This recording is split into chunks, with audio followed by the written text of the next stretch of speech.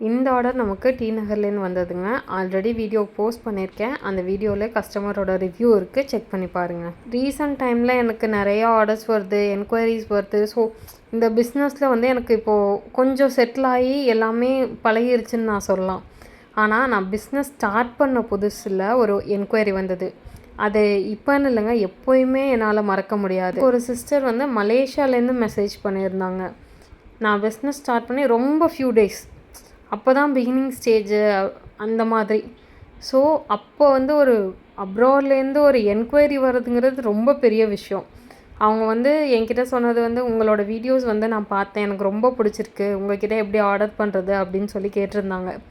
ஆனால் எனக்கு அது எப்படி சொல்கிறதுன்னு தெரியல. இப்போது இந்தியாவிலேருந்து யாராவது ரிலேட்டிவ்ஸ் ஆர் ஃப்ரெண்ட்ஸ் போனால் நம்ம கொடுத்து விடலாம். பட் கொரியர் போகிற அளவுக்கு லைஃப் வருமானு கேட்டிங்கன்னா கண்டிப்பாக வராது. பிகாஸ் அது போய் ரீச் ஆகவே அவங்களுக்கு 15 to 20 டேஸ் ஆகிடும். அந்த பிகினிங் ஸ்டேஜில் எனக்கு அவ்வளோ தூரத்துலேருந்து ஒரு என்கொயரி வந்தது, அவ்வளோ சந்தோஷமாக இருந்ததுங்க. அட் த சேம் டைம் என்னால் கொடுக்க முடியலன்ற வருத்தமும் இருந்தது. அந்த டைமில் அவங்களோட நேம் கூட நான் கேட்காம விட்டுருக்கேங்க. பட் இப்போ ஃபீல் பண்ணுறேன்.